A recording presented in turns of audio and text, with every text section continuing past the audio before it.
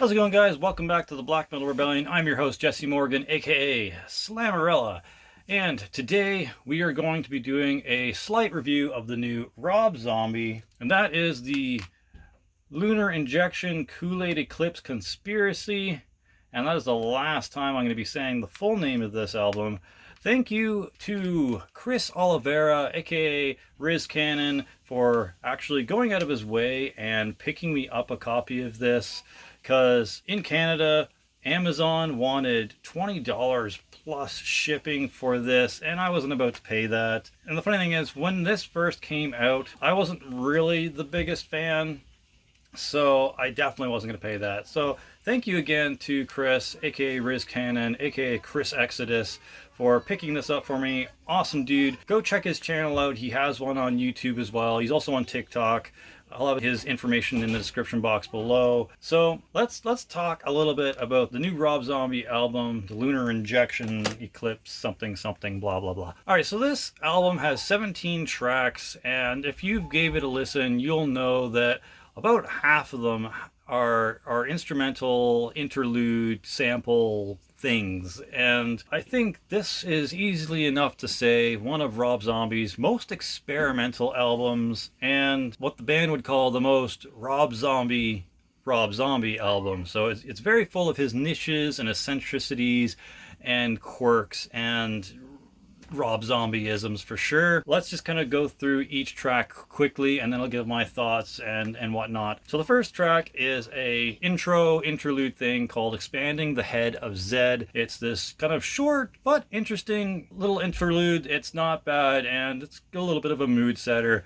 And that quickly rolls into Rob Zombie's first single from this album, being The Triumph of King Freak.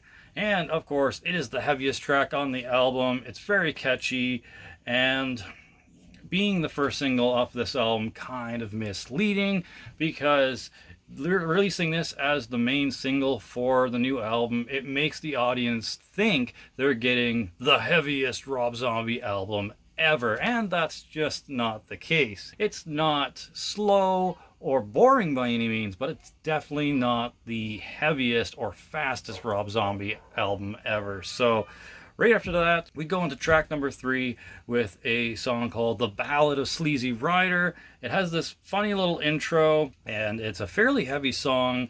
Has this really silly sing-along part, Ram-a-lama, Ram-a-lama-loo. Kind of reminds me of the Ging Gong Da Doo Dong Da La La La whatever song, and maybe that's a little of what was inspired here to have that line. It could definitely go without it. And then he says in the song somewhere, I'm the outer space motherfucking boogeyman, which I guess that's what this song is all about. This outer space boogeyman flying around the world, being this creepy person, extraterrestrial thing that Rob Zombie's talking about. That's basically the topic of it, and I do like the line there, I'm an outer space motherfucking boogeyman. I don't know, it just very Rob Zombie and very up my alley. Going on to track number 4, it's hovering over the dull earth, and I guess that's what the space boogeyman is doing, but it's another interlude, and it's basically this really useless fast thing that could be cut and is just runtime filler, essentially. Basically adds nothing to the album and could be done without. Going into a new full track though, number 5, and that's The Shadow of the Cemetery Man. Very funky and groovy riffs throughout. Has a bit of a jammy feel here and there. Has some pretty cool guitar tones, so kudos John 5 for coming up with that sound. And the overall subject matter of this song seems to be just being spooky and having a good time. So yeah, and that's what it is. It's like a groovy, funky, jammy, feel-good, spooky time. I enjoy The Shadow of the Cemetery Man. Following that right after, number 6 is yet another instrumental interlude thing. It's okay. I could either take it or leave it. There's nothing really to say about it. Probably could be cut though. The title is a brief static hum, and then the radio blares. Kind of alludes to something supernatural or creepy, but other than that, it does nothing for the album. And then going from there, probably the least attractive song on this entire album, for me at least, because I'm not into bluegrass or really country music or anything like that. And that is 18th Century Cannibals, something something Warlocks Ghost Train. I'm not saying the whole damn name. Anyways, it's this kind of, once again, bluegrass Western feeling song that kind of has this TV spot feel that could potentially be taken from a Rob Zombie movie. You know, it just has that kind of background TV spot that could be seen in maybe like a Devil's Rejects or Lords of Salem movie. It just has that kind of talky over feel to it. And then here and there throughout the song, you'll get these 8-second bursts of chorus saying, "Get on the ghost train," and it's over super duper quickly. But then the last actual 25 seconds of the song gets sort of heavy, actually, and kind of expands upon the course of the "Get on the ghost train" thing. So the last 25 seconds of the song is cool. All right, and then going on to track number 8 is The Eternal Struggles of the Howling Man, which is the second single off of the new Rob Zombie album, and easily can be put up there with one of my favorites off of this album. It is definitely the third heaviest track, which again is kind of misleading because after King Freak and now Howling Man being released as the next single, you're like, oh, sweet. So we're going to get like the heaviest Rob Zombie album ever. It's going to be this crazy, awesome, groovy, heavy thing. And you're kind of a little bit disappointed when you hear the rest of the album, especially all the interlude filler things. So yeah, unfortunately, that being the second single is just doubling down on the misleading part of what this album is. So anyways, besides that, in the middle of the song, there's this kind of chill, psychedelic middle part. And then from there, it kind of builds and builds and builds to the climax of the song. So it slowly kind of gets heavier and crazier till the end. Nothing majorly heavy or like brain exploding, but it does like kind of get more intense as the song ends. And then moving on to number 9, one of the second most lackluster full-length songs on this being the much talked about Metamorphosis. And I can't see this being talked about at all, let alone much talked about. This Metamorphosis is probably the most boring Metamorphosis I've ever witnessed in audio form. This is definitely a skip, and I don't like this track. It's just this acoustic, serene guitar track that kind of does nothing and adds nothing to the album. Cool, John 5 got to do something all on his own here. And, you know, Rob Zombie didn't throw in a whole bunch of samples and Devil's Reject quotes, but again, it could have been cut from here and I wouldn't have missed it. So finally landing on another decent track on this album, and that is the Satanic Rites of Blacula, track number 10. It starts off with this really neat drum Rob intro thing where he's like da da da da da da da, and he kind of vocalizes what he wants the drummer to do for the beginning of the song. And it kind of reminds me of this one Slipknot song where Corey Taylor also kind of audibly commands the drummer to kind of follow this beat.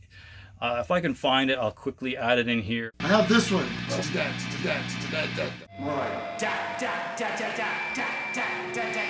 Hopefully won't get copyright striked within 2 seconds that it's on here, and I will put the name of it at least of what that song reminds me of if I can find it.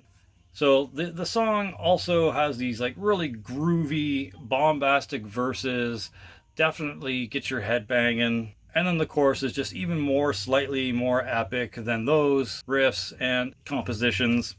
And again, it's a pretty moderately heavy track, so kind of also lends to that beefing up that this album kind of needed after King Freak and Howling Man kind of boasted this album was going to be. Track 11, we get slapped in the face with another basically useless interlude called Shower of Stones. It's this kind of weird psychic bubbly noises and this kind of sleazy guitar toned plucked notes. Again, doesn't really set up the next song, doesn't really add anything to the album, could have been cut. Track 12 is surprisingly one of the songs that really resonated with me regardless of the lyrical content, and that is Shake Your Ass, Smoke Your Grass. Anyone that knows me knows that I'm not a supporter of drugs. I'm not a supporter of any sort of recreational mind-altering substances. Smoke Your Grass is obviously about weed, and sorry to tell you, weed is a drug because weed has THC in it, so it's a drug. You know, unless it's done for medical purposes, I have no interest in it, and I don't see anything positive about it. So that part of the song really doesn't intrigue me and kind of is a bit of a turnoff for me theme-wise, but the music in this song is really fucking good. You're treated to some more groovy guitar riffs, some really cool bouncy hitting drum beats, and then the chorus is even more ramped up. And then to top it off, at the end of the chorus, you usually get this post-chorus super fantastic, fuzzy, buzzy Black Sabbath riff, and I'm just like, oh, okay, excellent, sold. Despite the lyrics, this song gets a big thumbs up from me. Shake your ass, maybe don't smoke the grass. Although I don't know if this is really a shake your ass type of song, more of a bang your head and get in the groove, but all in all, good track. Moving on to track number 13 is Boom Boom Boom, and this is what I would consider Rob Zombie's equivalent to a doom metal song. It's got this slow, thick riff that it oozes in to the beginning of the song. It's very groovy, has this overall dark atmosphere throughout, and then throw in some Egyptian sounding sitar for good measure. It kind of reminds me of the sitar that they brought in for the Educated Horses album, and just kind of hinting at this in the background adds more creepiness. Kind of has that witch movie, The Vivitch, creepiness to it, even though I didn't really like that movie, but it adds that extra super creep factor to it. You might have been able to hear a song like this in the Lords of Salem movie for sure. So pretty good, even though it's not the heaviest or fastest song on here. And then moving right along straight to track number 14 with What Are You Gonna Do With That Gun, Mama? Which, amusing enough sample that happens at the beginning of this interlude and then kind of meanders throughout. Kind of has this Devil's Rejects sounding, maybe Rob Zombie movie feel to it again. And then at the very end of it, it says, just before it ends, what are you gonna do with that gun, Mama? It kind of sounds like something Baby would say, or something like that in A House of a Thousand Corpses or something.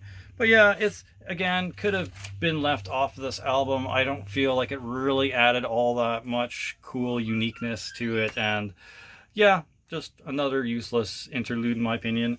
Alright, we're getting down to the last 3 tracks now. This is going to be a little bit longer of a video, but I gotta talk about the new Rob Zombie album. I'm a huge fan, obviously. So 15 is Get Loose, and this is probably the second heaviest track on the entire album. Again, you're treated with that sitar, Egyptian sitar sounding thing in the beginning, and then this pounding chorus kicks in and you're like, oh damn, we're in for some heaviness for sure. Some trippy chugging verses that happens throughout as well, adds some flavor to it, followed by more sitar, followed by more pounding choruses, and then at the very end of the song you get this kind of sick jammy outro, which is nice to just spice it up a little bit more. 16, fortunately, is the last interlude we get here, called The Serenity of Witches, which probably should have went before Boom Boom Boom to make any sort of sense, but hey, it's this clean electric guitar, very serene, Serenity of Witches, serene guitar. But yeah, could be cut for sure, and I would not miss this one. And then finally, the last track, track number 17, Crow Killer Blues. At first, it didn't seem all that great. It seemed kind of boring, wasn't all that heavy, but throw on some decent headphones, like some stereo headphones, or get it pumping on a good stereo system with some decent bass, you might change your tune. It's this Sabbathy psychedelic riff type intro with some fairly heavy, slow to mid pacing throughout. It's a pretty melancholic album ender with some Sabbathy jam parts sprinkled in here and there, so that was really nice.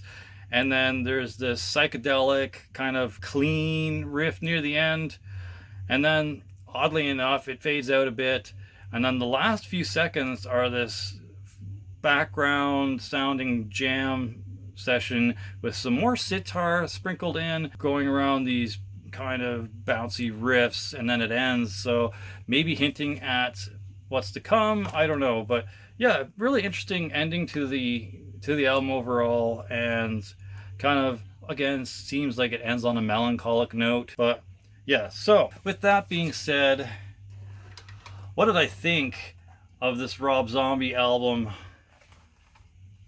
Well, partner, my favorite tracks were King Freak being track number 2, track 8, The Howling Man, track 12, which is Shake Your Ass, and track 10, Satanic Rites with Blacula. A couple of honorable mentions are Sleazy Rider, which, is that a Lobo from DC reference?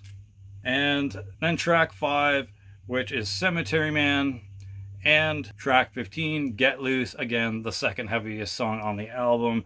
So yeah, that's about 7 solid songs on this 17 track album. If you threw out about the 8 or 9 instrumental tracks on here, you'd be left with about probably 10 or 11 like full-length songs. If you include that boring Metamorphosis song, chuck that out and you got 10 solid songs. So my ending thoughts on this album are that half or more of the intros could definitely have been cut from this, leaving it with maybe a 12 or 13 track album instead of the 17. The singles for this album that Rob released, or the label released, I don't know, could have been more representative of what this album was as a whole, and not releasing 2 of the most heaviest tracks off the album, making it seem heavier than it really was. And then it was a good album overall, but not his best. So it was better than Educated Horses in my opinion, but was the least good of the recent trilogy,